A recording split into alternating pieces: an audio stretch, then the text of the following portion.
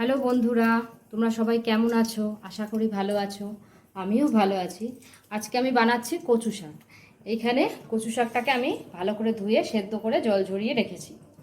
আর কিছুটা পেঁয়াজ আর রসুন রেখে দিয়েছি কুচো করে। আর কড়াইতে তেল দিয়ে দিয়েছি। তেলের মধ্যে দিয়েছি জিরে ফোড়ন আর একটা তেজপাতা। ফোড়নটা হয়ে গেছে, এবার দিয়ে দেবো পেঁয়াজ কুচি।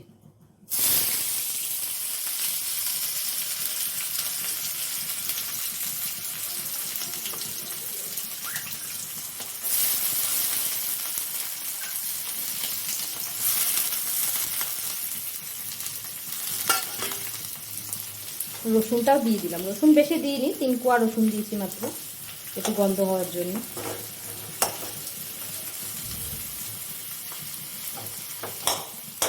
পেঁয়াজটা ভালো মতন ভাজা ভাজা হয়ে যাক, তারপরে কচু শাকটা দেবো। এবার দিয়ে দিলাম কটা কাঁচা লঙ্কা। কাঁচা লঙ্কাগুলো আমি ভেঙে ভেঙেই দিচ্ছি, ঘষে দিলেও দেওয়া যায়, যে যেরকম ঝাল খায় সেরকম। কচু শাক একটু ঝাল ঝালই ভাল লাগে, যে যেরকম ঝাল খায় সেরকমভাবে লঙ্কা দিতে হবে। আমি কচু শাকটা দিয়ে দিলাম।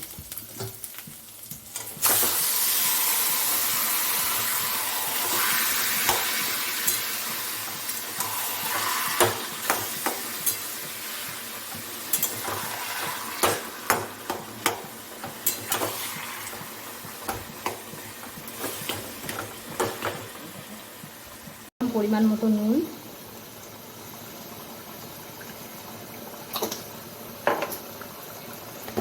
হলুদ।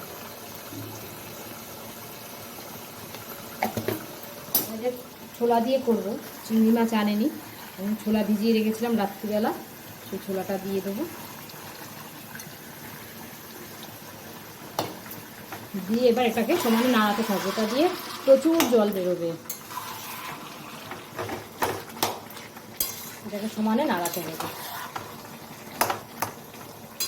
নাড়িয়ে নাড়িয়ে নাড়িয়ে নাড়িয়ে যখন একদম শুকনো হয়ে যাবে তখন এটা নামাবো। একটু মিষ্টি দিয়ে দেবো, দিয়ে নামাবো। রেডি হয়ে গেছে আমার কচু শাক, একদম শুকনো করে মাখা মাখা করে আমি একটা বাটিতে নামিয়ে নিয়েছি।